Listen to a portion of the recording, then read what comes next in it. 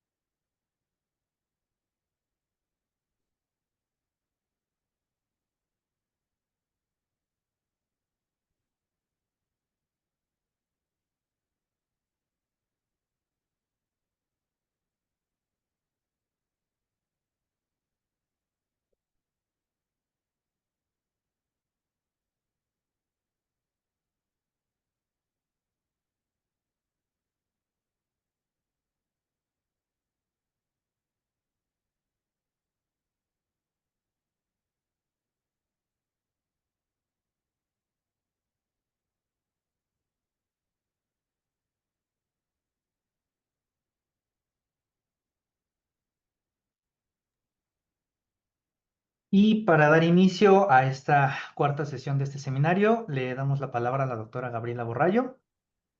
Muchísimas gracias, doctora, por acompañarnos hoy.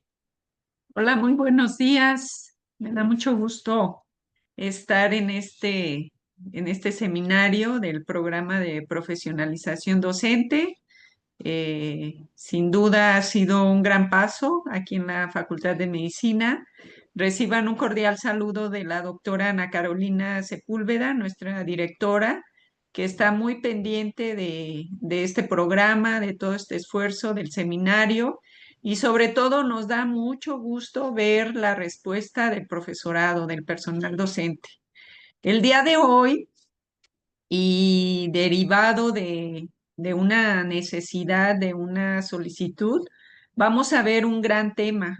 Digo, todos los seminarios han sido súper buenos, pero esto tiene una connotación actualizada y va de la mano con lo que estamos viviendo en la facultad, que es la salud mental del profesorado en ciencias de la salud. Siempre hemos estado muy pendientes, ¿no? Interesados y ocupadas en la salud mental del alumnado, pero algo muy importante y que surgió de este grupo es saber cómo está la salud mental del personal docente. Entonces, le hemos pedido este tema al doctor Benjamín, ahorita seguro lo van a presentar, pero decirles que para la administración, para la directora, para esta Secretaría General y todo el grupo de profesionalización docente, este es un gran tema. Así es de que, pues les damos la bienvenida, les agradecemos mucho. Quiero reconocer, como lo he hecho desde el día uno, a este gran equipo, a Marvin, a Karen, a Adriana, Domingo, Alejandro, y me faltan todos, todos los demás, pero quiero que sepan que es un grupo muy grande, es un grupo que tiene más de un año trabajando en este programa y que ha dado la pauta sobre todo para enlazar el pilar de profesionalización docente al plan de estudios. Así es de que, pues muchas gracias y a todas las acciones que hemos venido haciendo. Muchas gracias, muchas felicidades por el éxito. Ya miren, ya tiene 134 personas conectadas, así es de que adelante, doctor Marvin, adelante, gracias. Muchas gracias, doctora Gabriela Borrallo. Bueno, pues bienvenidas y bienvenidos. Me voy a dar a la tarea de presentar a nuestro ponente, el doctor José Benjamín Guerrero López. Él es médico cirujano por la Facultad de Medicina de la UNAM, es especialista en psiquiatría por el Instituto Nacional de Psiquiatría y la Facultad de Medicina de la UNAM, maestro en psicoanálisis por el Instituto Mexicano de Psicoanálisis, AC, certificado por el Consejo Mexicano de Psiquiatría. Cuenta con formación directiva por la Dirección General de Personal de la UNAM. Ha participado en cursos de actualización médica, cursos de maestría y doctorados en psicoanálisis y en investigación en temas de salud mental. Es académico de tiempo completo en la Facultad de Medicina de la UNAM, es jefe del Departamento de Psiquiatría y Salud Mental de la misma, es profesor de pregrado en la materia de Introducción a Salud Mental en la carrera de médico cirujano de la Facultad de Medicina y en la materia de Psicología Médica en la carrera de Ingeniería en Sistemas Biomédicos. Fue coordinador de la clínica del Programa de Salud Mental del Departamento de Psiquiatría y Salud Mental. Es coordinador general del Programa de Salud Mental para la Comunidad de la Facultad de Medicina, PROSAM, y es miembro de la Asociación Psiquiátrica Mexicana y de la Asociación Médica para el Estudio del Climaterio. Y finalmente ha dirigido y participado en proyectos de investigación, ha fungido como revisor de artículos científicos en revistas indexadas. Sin más, le damos la palabra al doctor Benjamín Guerrero. Muchas gracias. Muchas gracias por la presentación. Buenos días, doctora Borrallo. Buenos días a todas, a todos. Y agradezco mucho el espacio que me dan para poder estar esta mañana con ustedes y hablar de algo que nos compete a todos, porque todos tenemos una mente y todos tenemos una mente que tenemos que mantener saludable o que tenemos riesgo de que tenga, de padecer o de tener algunos problemas de salud mental. El día de hoy preparé esta charla pensando más en entusiasmarlos al tema, en meterlos al tema, en ver cómo este tema lo tenemos todos, es parte de todos, y a veces no lo vemos en nosotros mismos, sino se nos dificulta ver qué estamos padeciendo, qué estamos pasando, y se nos dificulta ver nuestros propios estados mentales. Y esto es lo que en un momento dado pues es importante ir viendo. Y yo les haría una pregunta, a lo mejor, ¿cómo, a lo mejor cuando hace algunos años, no sé si todavía les pasa, ya puedo presentar, ¿verdad? Presento de nuevo, comparto mi pantalla. Si nosotros nos desvelamos un jueves, porque tenemos que entregar un trabajo, tenemos mucho trabajo, etcétera, nos desvelamos, nos dormimos a las 2, 3 de la mañana y nos tenemos que levantar a las 5. ¿Cómo nos sentimos el día siguiente? Vamos a decir cansados, pero ese cansancio se va a manifestar de diferentes maneras. O sea, físicamente te sientes cansado, mentalmente te sientes lento, eh, no te sientes de tan buen humor, hacen un chiste y aunque te sonríes, no te genera ese mismo placer o interés cuando tú estás descansado. Si al día siguiente vas a una fiesta, te vuelves a desvelar, vuelves a dormir 2 o 3 horas, al domingo te sentirás, digo, el sábado te sentirás todavía más cansada, más cansado. Y el domingo, si te vuelves a desvelar el sábado porque te fuiste a otra fiesta, el domingo te sientes con el cuerpo en un momento muy fatigado. Tus estados emocionales ya no sonríes tanto. Es más, te puedes te irritas a lo mejor con cierta facilidad, ya no disfrutas las cosas, te ponen una película que en otro momento a lo mejor te hubiera parecido muy buena, y en ese momento dices, estuvo bien, pero no lo disfrutas tanto. Es decir, en el día a día, dependiendo de nuestras situaciones, nuestros estados mentales se van a modificar. Yo les estoy poniendo un ejemplo de algo que podemos vivir porque tenemos trabajo, porque tenemos cosas de placer, etcétera, y que nos hacen desvelarnos. Pero si estamos viviendo en una situación en la que continuamente tenemos una sobrecarga de trabajo, de tensiones o no descansamos bien, y esto pasan semanas así o meses así, va a haber una repercusión en nuestros estados mentales, en nuestra mente, y nos va a generar problemas que vamos a hablar esta mañana. Entonces, la invitación es a ver este tema no como en lo que pasa en el otro, sino lo que pasa conmigo mismo, porque seguramente lo hemos vivido y lo vamos a vivir y tenemos que estar atentos de qué está pasando y cómo lo vamos a ir enfrentando. Déjenme cambiar la siguiente diapositiva. Aquí está. Como sabemos, el personal de salud, todos los que pertenecemos al gremio de la salud, sabemos cuidar muy bien de los otros, pero nos cuesta mucho trabajo cuidar de nosotros mismos. Somos muy prescriptores para los demás. Tómate esto, haz esto, no hagas aquello, ¿por qué lo hiciste? Etcétera. Pero con nosotros mismos no lo podemos hacer. Nos atendemos, frecuentemente nos descuidamos muchas áreas de nuestra vida o no dormimos adecuadamente o nos excedemos en el consumo de sustancias, etcétera, ¿no? O sea, no atendemos nuestro cuidado. ¿Por qué? Porque nos hemos acostumbrado desde la profesión médica, desde que entramos al primer día a cualquier carrera derivada de las ciencias de la salud, nos acostumbramos a ver a los otros estudiamos a los otros, a lo otro, no nos estudiamos a nosotros mismos y no nos enseñaron a hacer introspección de nosotros mismos. Y esto es algo muy importante porque lo que vamos a ir viendo esto en la profesión, sabemos cuidar muy bien, sabemos detectar muy bien, sabemos atender muy bien, pero al otro.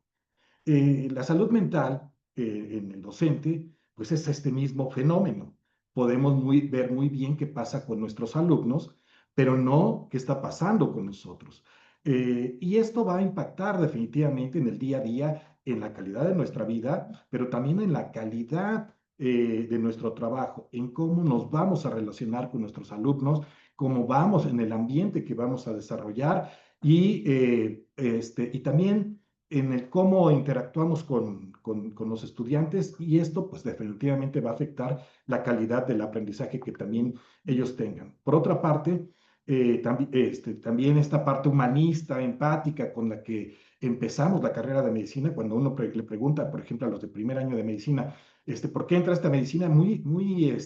Siempre los comentarios son muy empáticos y humanistas, quieren ayudar a los demás, les gustaría ayudar a las personas que sufren, etcétera. Y años después, esto ya no lo mencionan igual. ¿Por qué? ¿Qué nos ha pasado? Que es lo que también vemos en el aula. Lo que nos ha pasado es que la sobrecarga de trabajo o el que no estamos conectando con nuestros alumnos o que algo está pasando en nuestra vida diaria y en el ambiente hace que no tengamos estas emociones y ya no seamos tan empáticos y humanistas como al principio lo éramos. Y los profesores siempre vamos a estar con sobrecargas, ¿no? O sea, tenemos el trabajo, si somos profesores de asignatura, tenemos que venir corriendo a la universidad, salimos de donde tengamos que salir, si de la casa, del hospital, etcétera, tenemos que trasladarnos a la universidad, llegamos a la universidad, damos nuestra clase, tenemos que regresar, tenemos que hacerlo rápido, en la tarde al consultorio, qué sé yo, ¿no? O sea, tenemos muchas actividades, pero si somos de tiempo completo lo mismo y si somos además investigadores, profesores, y tenemos algún encargo administrativo, todavía el problema se hace mayor. De manera que vivimos frecuentemente con sobrecarga, la presión institucional cada vez mayor, la exigencia constante y muchas veces de los alumnos, de las circunstancias, etcétera, van a hacer que esto deteriore nuestro bienestar. Eh, toda la educación en salud, pues siempre va a tener alta exigencia. Entonces vivimos en entornos de alta exigencia y que va definitivamente a comprometer nuestro bienestar.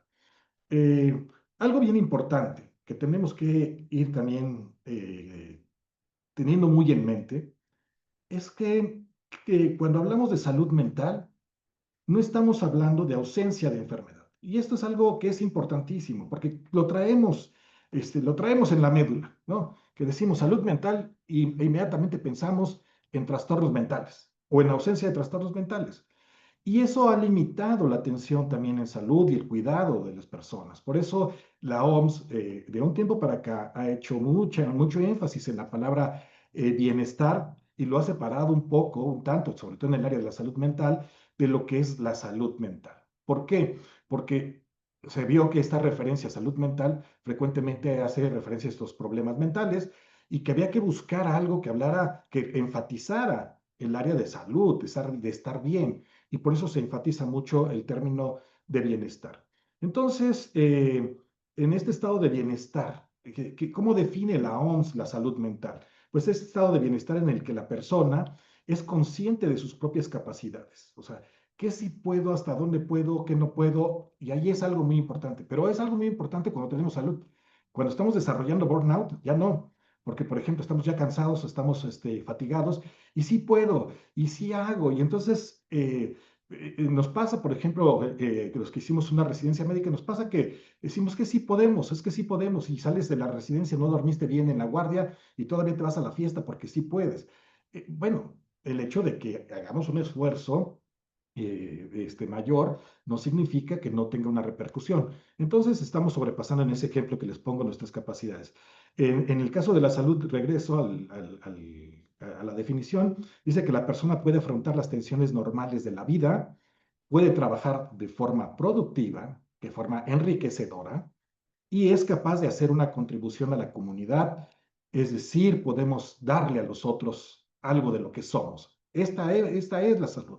Eh, y vamos a ir viendo cómo estos términos, que aunque parece muy sencillo tenerlos aquí y verlos y decir, pues sí, eso es lo que es salud, tendríamos que decir, bueno, ¿qué tanto de esto lo tengo? ¿Qué tanto de esto me pasa en el día a día? El enfoque salutogénico es algo que queremos remarcar en la actualidad. Nos centramos, y eso lo hacemos, por ejemplo, en Prosam, lo estamos haciendo con los alumnos, nos estamos centrando en que piensen más en el bienestar, en construir el bienestar. Por ejemplo, en el caso de los alumnos, frecuentemente cuando hablan de salud mental, ya están hablando de problemas mentales. Y cuando le estamos diciendo, tomen los cursos autogestivos, vayan a los talleres, tengan las medidas de autocuidado, refuercen sus medidas de autocuidado, lo que les estamos diciendo es, estamos construyendo, fíjate cómo estás construyendo tu bienestar. Y nosotros tenemos que también atender cómo construimos nuestro bienestar. Para esta construcción de bienestar necesitamos fortalezas emocionales, porque aquí es lo que mucho nos interesa. Cómo lidio con el estrés, cómo lidio con las personas difíciles o cuando tengo una situación que me genera tensión en las relaciones interpersonales, en el aula. ¿Qué sentido tiene mi vida? ¿Qué sentido tiene mi trabajo? ¿Qué sentido tienen mis relaciones? Y como vamos viendo entonces, estamos más allá de solo ver a la enfermedad. Y aquí hay diversas teorías del bienestar y diversos modelos del bienestar.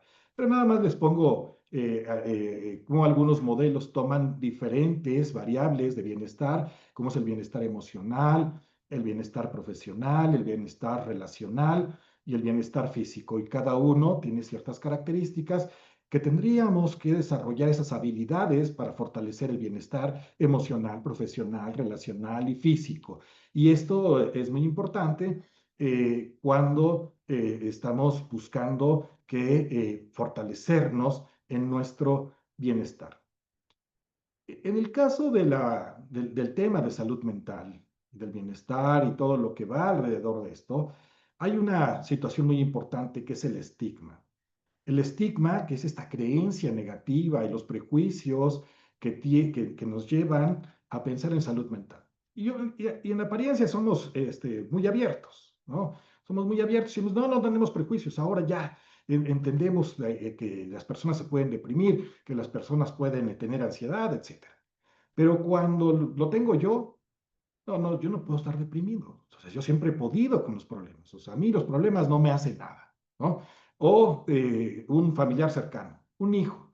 Es que me siento deprimido. Tú no puedes estar deprimida, tú no puedes estar deprimido. ¿Cómo es? ¿Cómo crees que tú no eres débil? Además, tú tienes todo aquí en la casa, te damos todo. O sea, yo no sé por qué dices que te sientes así. No puedes estar así. Bueno, vean el estigma. O sea, a veces estigmatizamos sin darnos cuenta, porque lo traemos ahí. O sea, porque hemos aprendido que eso es la forma en la que tenemos que afrontar los problemas mentales y la salud mental es a través de decir el que está bien y el que está mal. Y eso es lo que tenemos que romper. Porque todos, como diría el dicho, todos de poetas y de locos tenemos un poco. Entonces no hay aquí quien se salve de decir yo no tengo. Todos tenemos algo, ¿no? O sea, que nos pone más en riesgo. Bueno, y en el ámbito académico, se manifiesta como el miedo a ser percibido como débil, como el profesor que ya no puede, el incompetente, el inestable. Y esto es, otra vez, muy importante.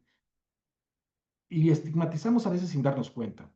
Estábamos en una reunión con los alumnos hace unos días y se quejaban de que se había metido un indigente al salón de clase y ellos sentían miedo cuando entró el indigente.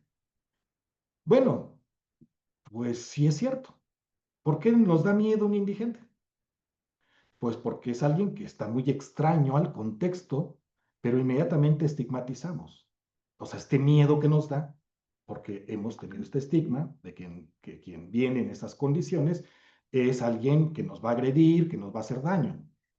Y no necesariamente. Pero es este estigma que ponemos, ¿no? Y en el caso en el aula, es frecuente que los alumnos y los profesores no acudamos a atención porque no queremos sentirnos o mostrarnos como débiles. Por lo tanto, tenemos que trabajar en esta desestigmatización activa, comprender que la salud mental es un continuo. O sea, no es, aquí tengo salud mental, acá tengo enfermedad, aquí tengo salud. No, es como toda la salud mental también. Es un continuo y coexiste también con áreas saludables de nuestro organismo y con otras que tienen algún problema. Eh, También buscar ayuda lo necesitamos ver como un acto de responsabilidad profesional. Y necesitamos ayudar a los estudiantes y a los compañeros para que todos nos veamos como eso. Si tenemos un problema, tenemos que buscar ayuda porque tenemos una responsabilidad profesional y no más bien y no seguir etiquetando. Hay algo que en las aulas, por ejemplo, genera mucha tensión y esto empezamos a ver ya situaciones en las que vamos a ir viendo cómo nuestra salud mental empieza a comprometerse. Todos queremos ser buenos profesores y los estudiantes todos quieren ser buenos estudiantes. O sea, yo no he visto a nadie que diga, yo quiero ser mal profesor o yo quiero ser mal estudiante. Todos queremos ser buenos estudiantes o profesores. Y el profesor que quiere ser bueno eh, tiene una idea de lo que significa para el bueno. Yo se los pregunto, para ti, ¿qué es ser buen profesor? ¿Qué es ser buen profesor? Y entonces vamos a ver qué es lo que nosotros hemos aprendido como buen profesor. Y en el caso de la educación médica y educación en ciencias de la salud, se caracterizan por altas exigencias. O sea, nosotros exigimos a los estudiantes, y entre más exigencia, mejores profesores somos. Entonces, entre más trabajo le dejemos, entre más difíciles hagamos los exámenes, entre más, mejores profesores somos. Y viene esta parte de la disciplina formativa. O sea, te tengo que enseñar desde el primer día lo que es esto para que sepas que a qué te vas a enfrentar el resto de tu vida. Y entonces esta disciplina rígida es algo que la tenemos ahí. Hay una transmisión muy rigurosa de los conocimientos científicos y clínicos, no puedes fallar, estás, algo que te falle, como cambia todo, es algo que es inadmisible, ¿no? También hay una parte muy importante, es los cambios socioculturales, las transformaciones en la práctica médica y la creciente preocupación por la salud mental del estudiante y del profesorado exigen repensar qué significa enseñanza con disciplina. Y ese es un choque que tenemos en la actualidad, porque ahorita vamos a ver cómo también nos sentimos frustrados, nos sentimos confrontados con nuestros estudiantes de cristal, perdón, de cristal les voy a poner entre comillas, porque así les llamamos, así nos frustra y entonces usamos ese término que de alguna manera pues, lo estamos discriminando, pero así los llamamos porque nos estamos frustrando, porque ¿qué queremos?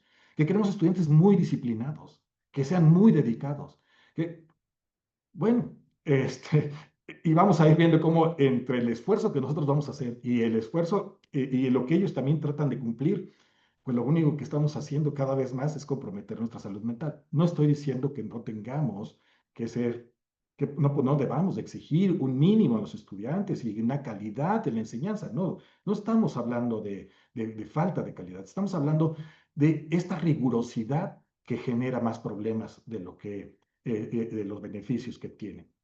La disciplina no puede concebirse como un fenómeno de rigidez, castigo, obediencia ciega, sino tenemos que concebirlo de una forma ética de acompañamiento que integra la autonomía, la responsabilidad, porque lo que queremos más bien es que los estudiantes sean responsables, pero lo tenemos que transmitir y lo tenemos que enseñar. O sea, si yo llego tarde, ¿cómo le digo al alumno, llegaste tarde? ¿No? Si yo improvisé mi clase, ¿cómo le digo al alumno, no estás estudiando?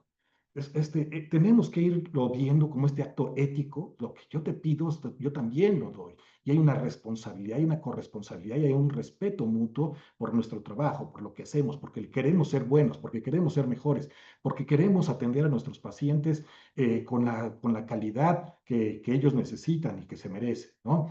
Y algo muy importante entonces aquí es ver que nuestro acto como docentes es un acto de cuidado mutuo.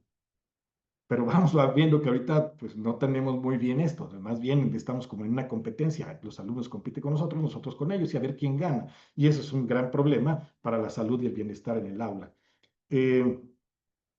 Entonces, el reto de la educación médica actual es mantener el rigor académico clínico sin perder lo humanista.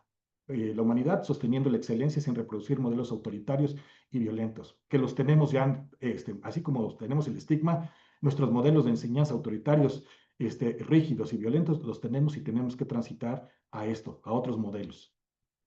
Eh, ¿Qué factores de riesgo psicosocial para su salud mental tenemos los profesores? Pues ya dijimos que este ambiente que se hace en el aula por la disciplina, por la competencia, porque ellos están compitiendo con nosotros y nosotros con ellos, etcétera, ya son fuentes de tensión, más lo que traigamos de nuestros estados emocionales, de nuestra vida cotidiana, etcétera. Pero además, en el caso en lo que está en el aula, pues ya dijimos que la sobrecarga, el exceso de horas de clase, horas administrativas y de investigación, la falta de definición de rol, o sea, ¿qué soy? Soy docente, soy investigador, soy clínico, soy administrador, soy todo en uno, pero ¿cuál soy más? Etcétera, ¿no? Entonces, esa falta de definición definitivamente va a ser una carga y al final un factor de riesgo para un problema de salud mental. La falta de autonomía, a veces poco control sobre los contenidos o las metodologías o los horarios. Aquí tenemos la fortuna de la libertad de cátedra, pero dentro de todo, podemos en algún momento sentirnos muy presionados. ¿Por qué? Porque si yo me tardo mucho en un tema y dejo de dar otros, por supuesto que mis alumnos dicen, es que no vamos a terminar el programa y eso definitivamente me va a presionar. Demandas emocionales constantes, desgaste por empatía, competencia, quejas de los alumnos, nuestras relaciones sociales. Muchas veces tenemos problemas de comunicación, conflictos intergeneracionales con nuestros alumnos o competencia.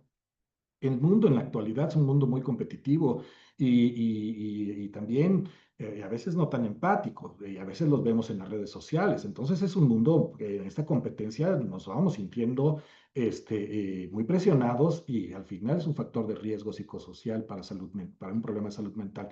También la cultura de la exigencia extrema, presión por publicar, evaluaciones, ser excelente en diversas áreas simultáneamente. Tenemos que estar atendiendo 1000 cosas, ¿no? O sea, 1000 áreas para que poder cumplir y tener los estímulos, etcétera. O sea, estas son.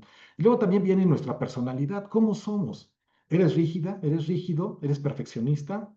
¿Eres obsesivo? ¿Eres muy escrupuloso? ¿Quieres las cosas muy bien?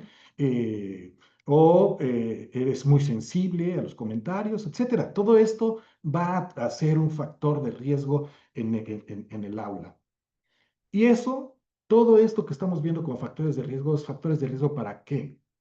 Pues para problemas mentales, que vamos a tener el burnout, la fatiga por compasión, el estrés tanto agudo como crónico, los trastornos de ansiedad, los trastornos depresivos, entre otros que pueden estar en nuestra área de trabajo.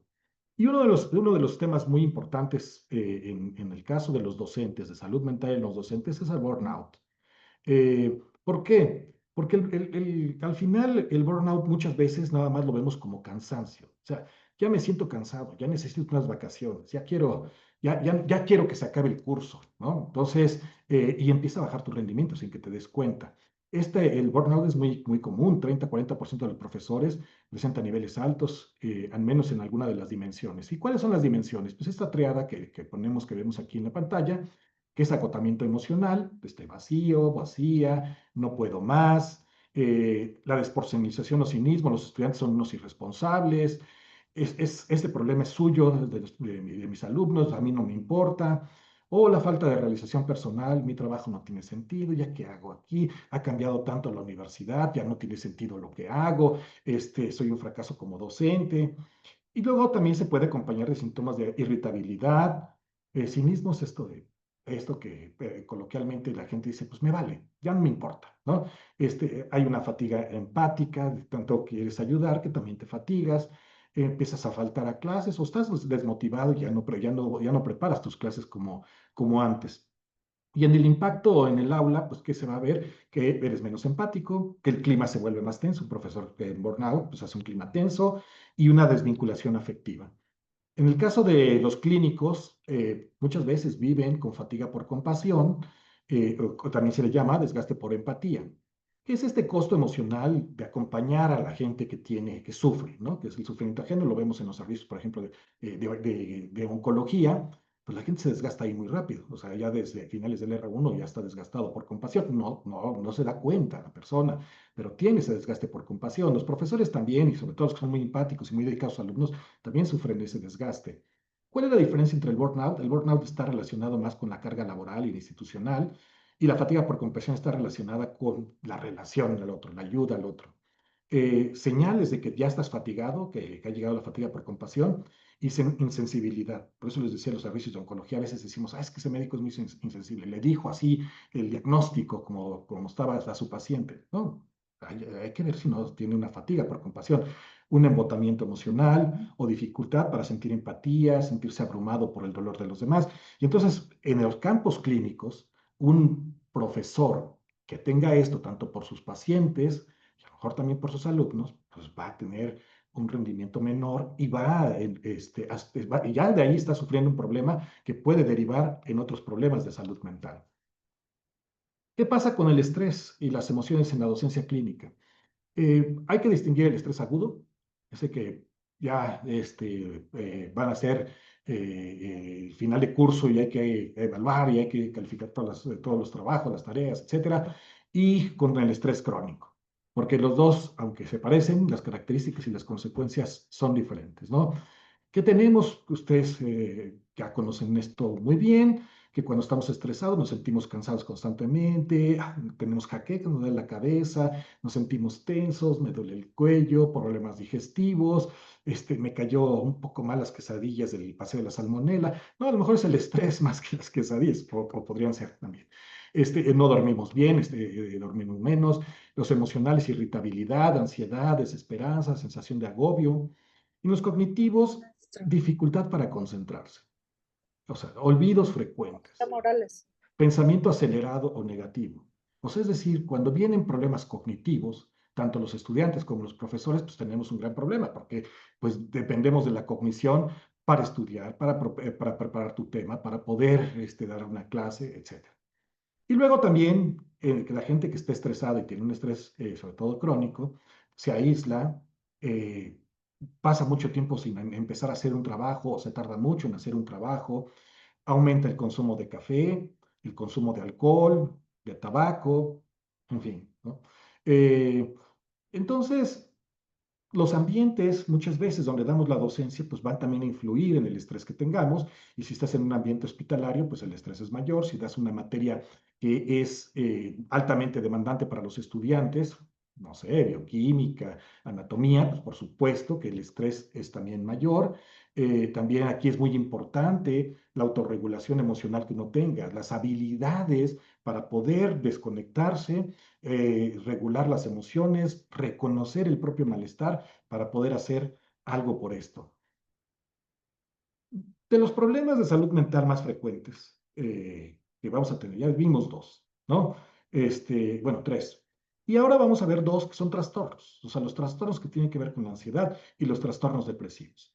Yo nunca he tenido uno de estos, pero me suenan mucho. O sea, eso es lo que vamos a decir. O sea, no los hemos tenido, pero nos suenan. Porque a lo mejor sí los hemos tenido, a lo mejor no en una gravedad mayor, a lo mejor han sido leves, pero han estado ahí. Los dos más comunes, de los dos trastornos de ansiedad más comunes que se presentan en docentes, uno es el trastorno de ansiedad generalizada, y sobre todo si tienes una personalidad rígida y obsesiva. Y el trastorno de pánico.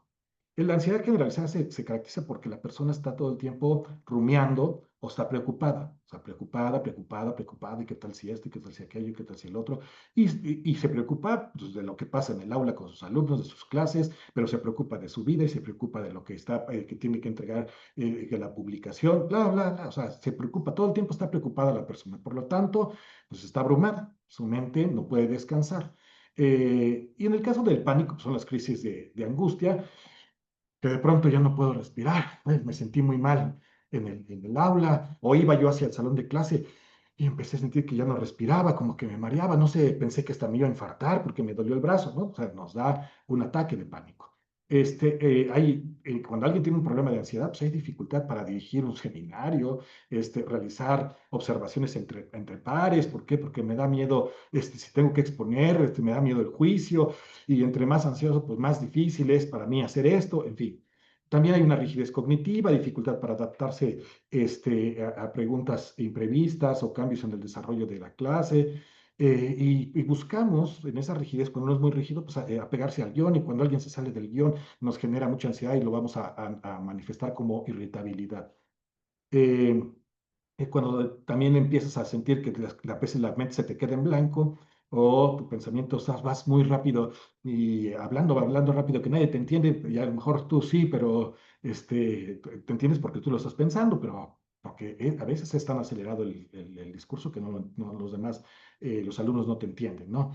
¿Qué impacto va a tener en el aula tener un problema de ansiedad? Pues los estudiantes van a percibir al docente como inseguro, te notan con miedo, inseguro, preocupado, poco preparado, porque a lo mejor estás pensando, como la mente se te queda en blanco, son las ideas más lentas, estás pensando, o te quedas pensando otras cosas porque también vienen otras ideas intrusas de lo que tienes que hacer, y lo cual a los estudiantes les genera desconfianza. Y se hace un clima de aprendizaje inestable. Pero también la ansiedad nos provoca irritabilidad. Entonces, muchas veces esos profesores que se irritan de todo son gente muy ansiosa. Y los alumnos se van a quejar del profesor, de la profesora, es que es mala profesora, es que se enoja, es que es así, es que es allá. Y lo que tiene la profesora es un trastorno, o el profesor es un trastorno de ansiedad y que sería deseable tratar. Bueno, el otro problema de salud mental también muy frecuente y muy importante es el trastorno depresivo, el trastorno depresivo mayor. Aquí nada más hago un paréntesis para decir, tenemos profesores de diversas edades, profesores muy jovencitos hasta profesores ya muy consolidados. En nuestro desarrollo también tenemos más probabilidad de desarrollar problemas, uno u otro problema, dependiendo en la etapa de vida que tengamos, porque se junta con otras condiciones, ¿no? O sea, es decir, en un burnout, un desgaste, un estrés fuerte, a lo mejor en un profesor muy joven, lo va a llevar al consumo de sustancias, pero en un profesor consolidado, a lo mejor lo va a llevar a una depresión. Entonces, también tenemos que ir atendiendo estas situaciones. En el caso de la depresión, fíjense que es muy importante el dato también. Entonces, es muy frecuente, 19-27% del profesorado, cuando se han hecho estudios, se ha visto que tienen depresión. ¿Cómo se manifiesta? Pues esta anedonia, ya no sentir placer profesional, ya perdí el entusiasmo, ya perdí el entusiasmo y pasión por enseñar. Y a veces se lo atribuye a los alumnos. Es que los alumnos ya no estudian como antes, los alumnos ya no se interesan como antes, los alumnos ya no son como antes eran. Entonces, a ver, hay que hacer aquí, cuando tengamos esto, cuando estemos quejándonos mucho de los alumnos, tenemos que prender nuestra alarma. Sí, uy, uy, uy, a ver, date cuenta si no es el alumno, si no eres tú, ¿no? O sea, porque ahí puede ser una señal muy importante. Las clases se vuelven mecánicas, carentes de energía, o hay una apatía por la clase, un retraimiento, ya no te conectas igual con tus estudiantes, o evitas las consultas de los estudiantes, las preguntas que te hacen, ya no das retroalimentación, te irritas con más facilidad, ya no te sientes cansado continuamente, o muy hiporreactivo, cuando a lo mejor un estudiante hace algún chiste que pues es agradable, es de interés, pero a lo mejor tú ya, o sea, te parece desagradable que lo haga. Y otra vez, déficits cognitivos. Cuando estamos deprimidos vamos a tener déficits cognitivos, y esto va a impactar en nuestro trabajo. Dificultades severas para concentrarse, recordar conceptos claves durante la exposición, organizar el pensamiento, afectando la calidad de las explicaciones y la evaluación. Y a lo mejor te pasa como antiguamente, algunos profesores que yo recuerdo que decían, cuando uno preguntaba algo y el profesor no lo recordaba, y a lo mejor tenía esta niebla mental, decía, no, por eso tú lo estás viendo, ¿no? Tú lo tienes que saber. No, por eso lo pregunto. Bueno, la siguiente clase me lo explicas, ¿no? Es decir, había una laguna del profesor, y pues bueno, tiene que compensarlo con estos comentarios. Pero estamos viendo cómo va afectando esto en el aula, ¿no? Y entonces un profesor, una profesora deprimida, ¿cómo afecta? El clima del aula se vuelve gris y desmotivador, los estudiantes se desconectan emocionalmente y pueden sentir que su aprendizaje no le importa al docente. Y a veces no solo piensan que es el docente, piensan que su aprendizaje no le interesa a la institución, ¿no? Eh, por lo tanto, es muy importante las estrategias de bienestar y autocuidado.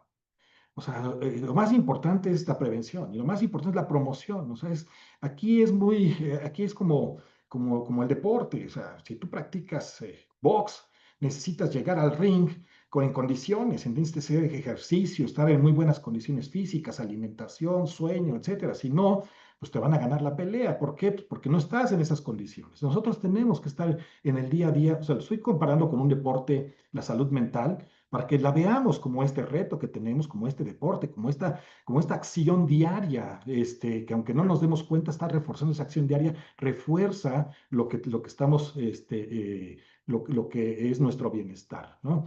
Y entonces dormir adecuadamente, que cada vez es más difícil en las grandes ciudades, pero bueno, pues tenemos que buscar la manera de dormir adecuadamente, hidratarnos, nutrirnos, comer no solo comida para llenarnos, ¿no? Los churritos, los chetos, las papas, porque a veces lo hacemos frecuentemente, sobre todo en los contextos hospitalarios, o sea, vamos a las maquinitas, o sea, las maquinitas, pues es quitarte el hambre con comida no nutritiva. Bueno, en la actividad, tenemos que hacer actividad, el problema es que a veces decimos, ¿a qué hora? Y es cierto, a veces decimos, ¿a qué hora? Eh, yo antes, a mí casi no me gusta, bueno, manejo y me gusta manejar, pero casi no me gusta hacerlo, y prefiero caminar. Pero cuando caminaba me era más fácil sentir que tenía ese bienestar, y ahora que no me bajo del auto, pues ahora estoy a veces está irritado porque está el semáforo, porque el otro se metió, porque el otro se cerró. Y esas condiciones son algo importante. Es decir, a lo mejor si tenemos más oportunidad de caminar, tendríamos que hacerlo en lugar de, si vamos a caminar de aquí, de la facultad, no sé, a la rectoría, pues irnos caminando en lugar de esperar el fumabuso de que alguien nos dé un rayo. Eh, También es muy importante los descansos. O sea, el problema es que, otra vez, el cambio social nos ha llevado a que esto que le estoy planteando aquí parezca una ilusión, no lo podemos hacer. Ahora que tendremos que buscar la manera de cómo sí lo podríamos lograr. También tendríamos que tener estrategias de autocuidado emocional, hay técnicas, aquí les presento algunas, la pausa consciente, antes de entrar a clase o después de una reunión estresante, tómate un minuto, respira hondo, mantienes el aire, 3 veces lo haces. ¿Por qué? Porque eso corta toda esa respuesta emocional estresante, ¿no? Eh, También poner límites saludables, darte tiempo.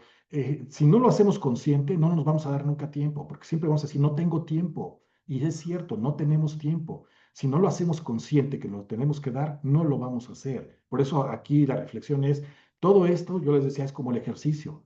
Lo tienes que practicar y practicar y practicar hasta que se automatice y quede dentro de ti. Pero no, si no lo practicas, no va a funcionar. Por ejemplo, eso nos pasa, a nuestros estudiantes les damos muchas medidas de salud mental, pero no las practican. Entonces dicen, es que no atienden nuestra salud mental.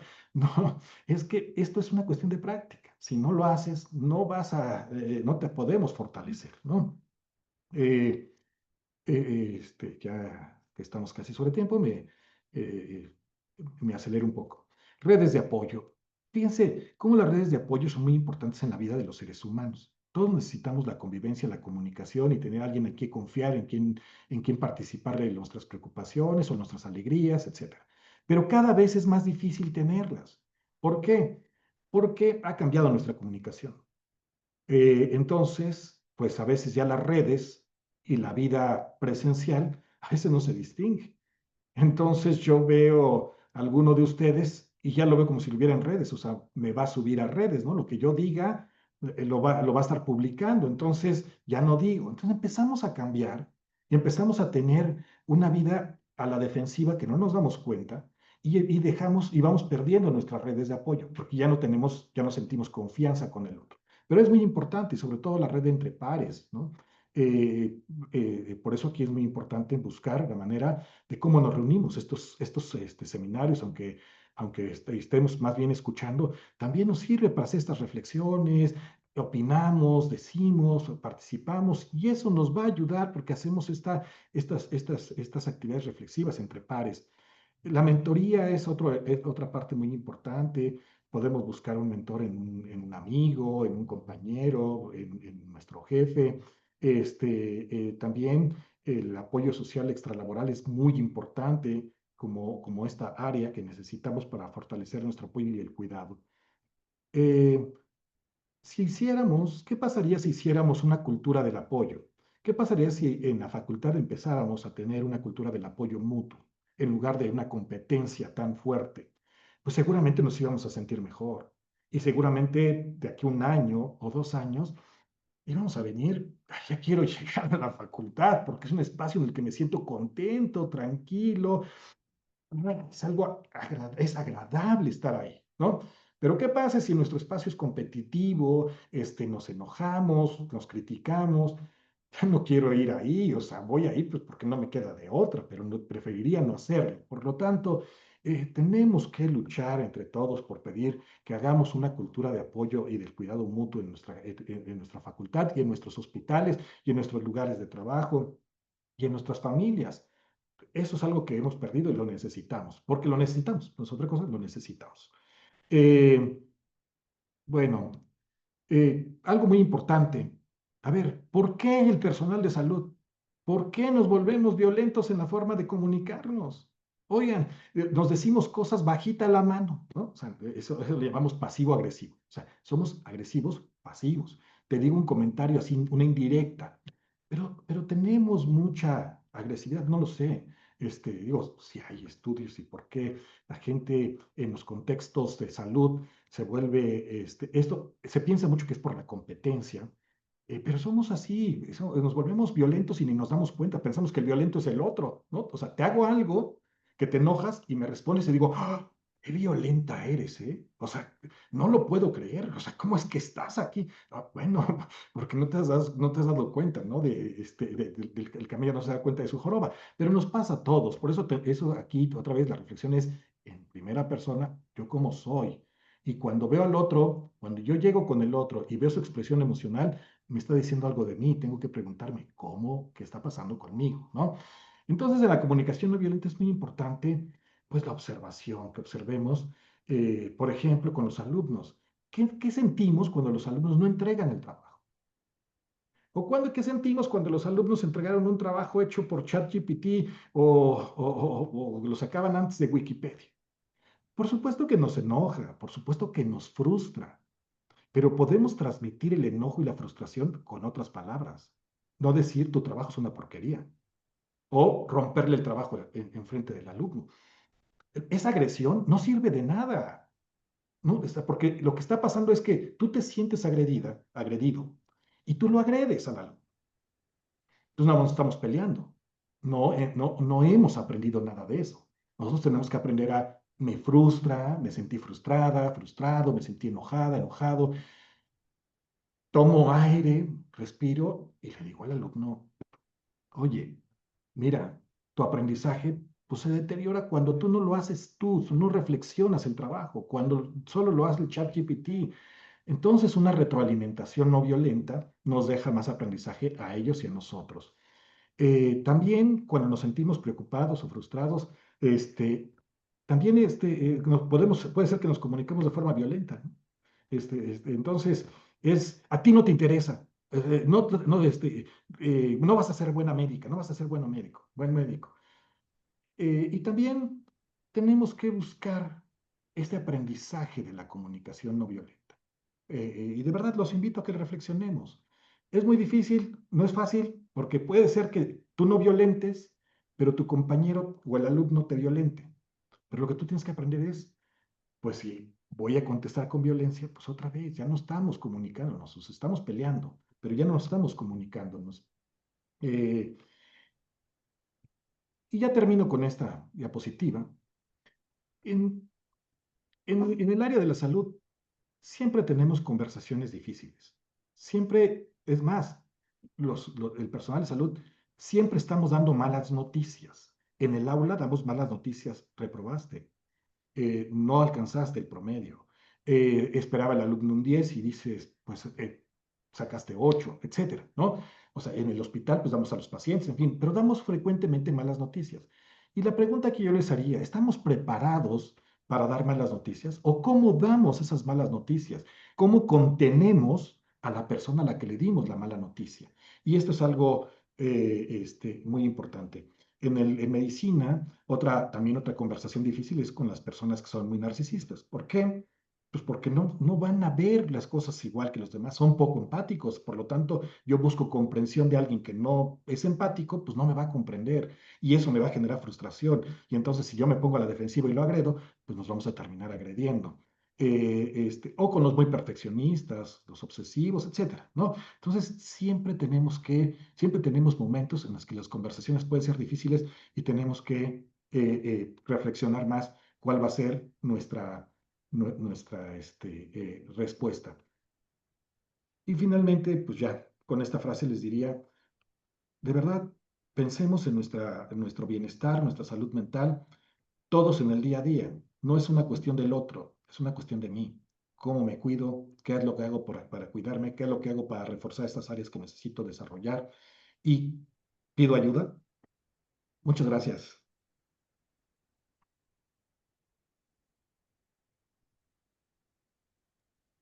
Muchísimas gracias, doctor Benjamín, por esta increíble charla que nos hace reflexionar muchísimo sobre nuestra labor docente y nuestro vivir día a día en el aula que pareciera que muchas veces no se habla al respecto.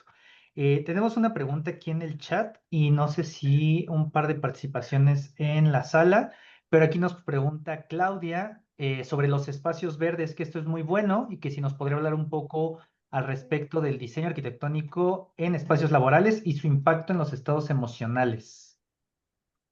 Sí, eh, siempre se han estado buscando cuáles son las estrategias para sentirnos en paz, ¿no?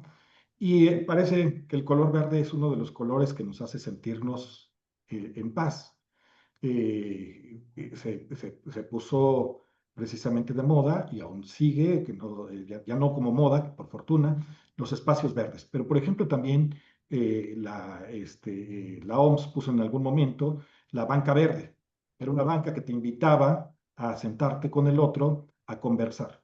Y en los espacios verdes, el diseño arquitectónico que busca es que te dé esta sensación de paz, de tranquilidad, de contacto con la naturaleza.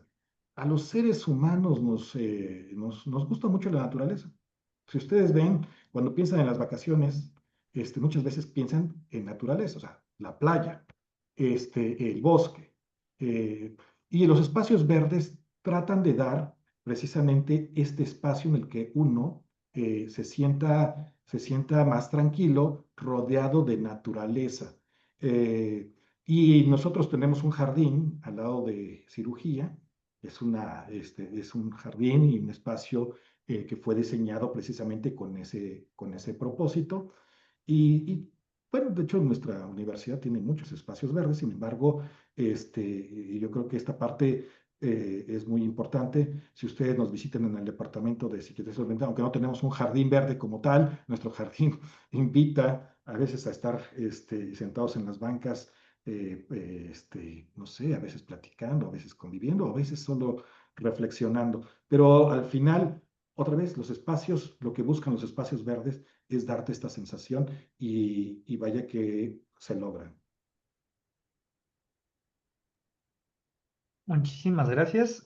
¿Alguna participación por quien quiera abrir su micrófono también y hacer la pregunta directamente?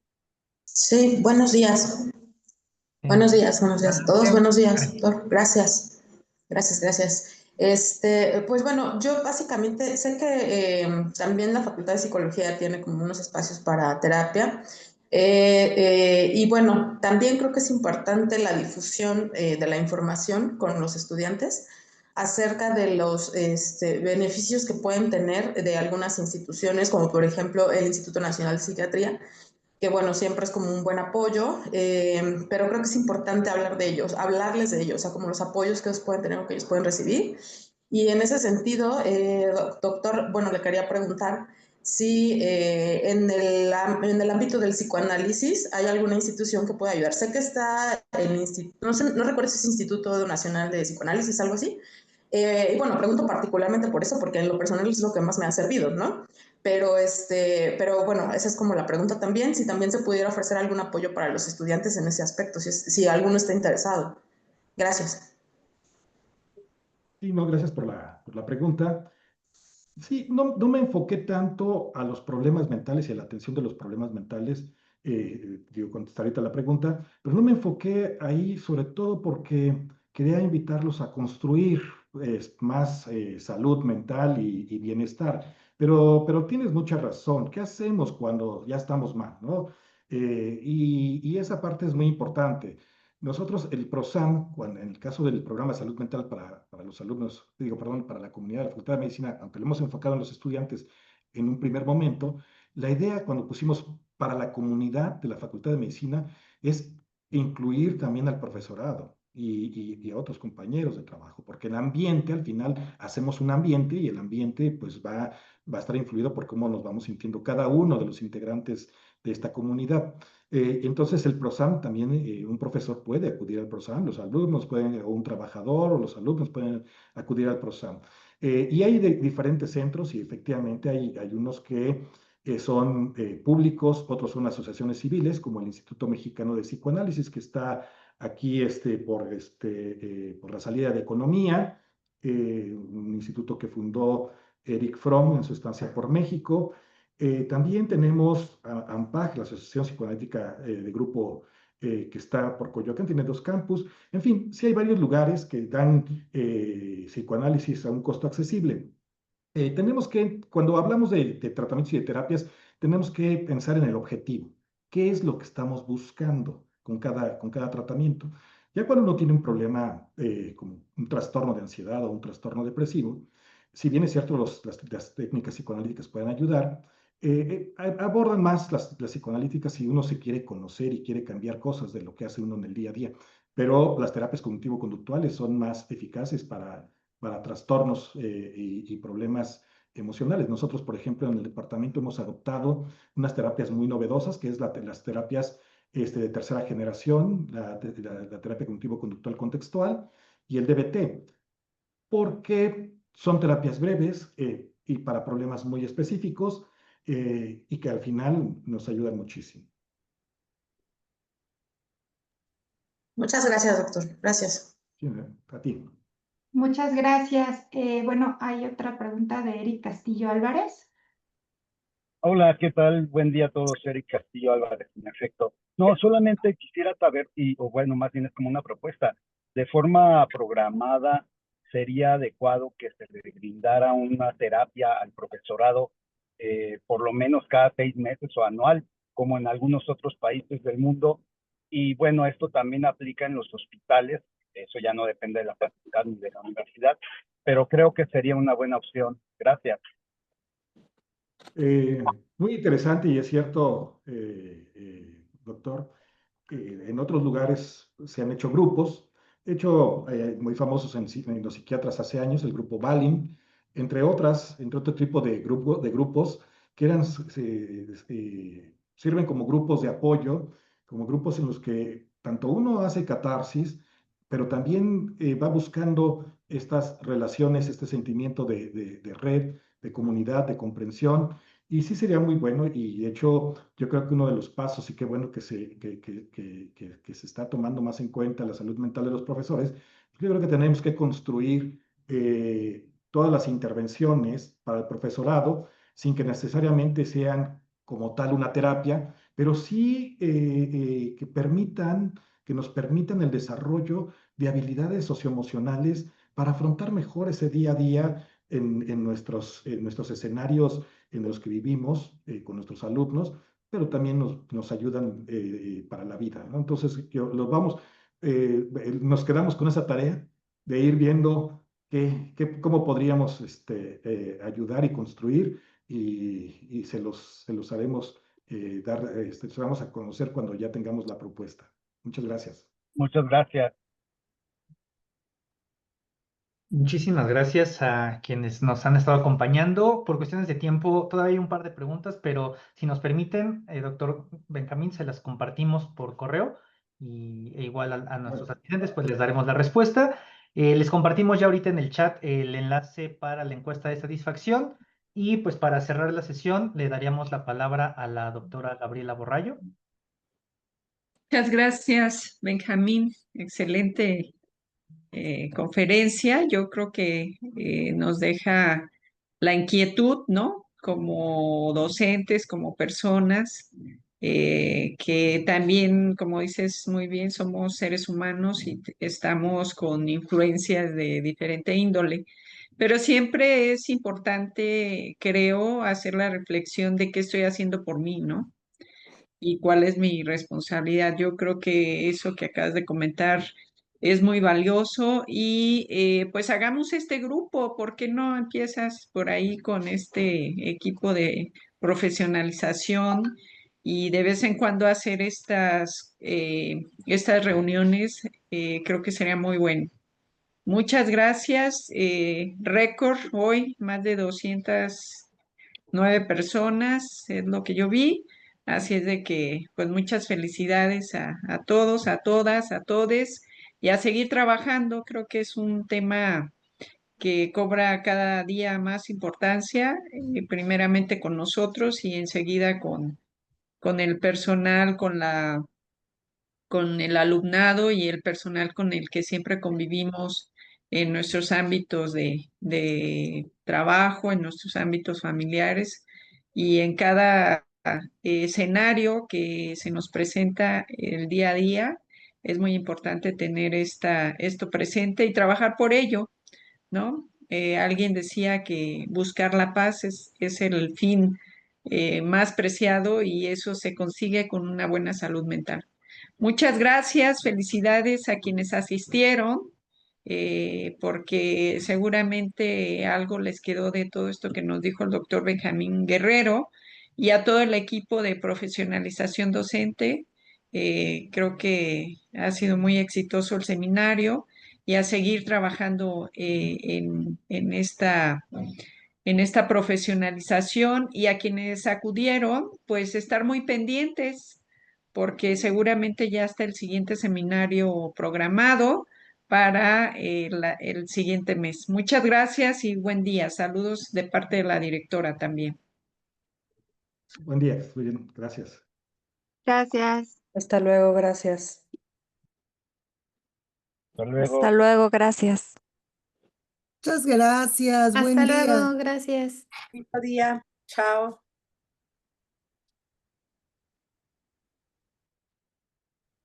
Muchas gracias por todo. Que tengan buen día. Saludos. Feliz tarde. Gracias, hasta luego.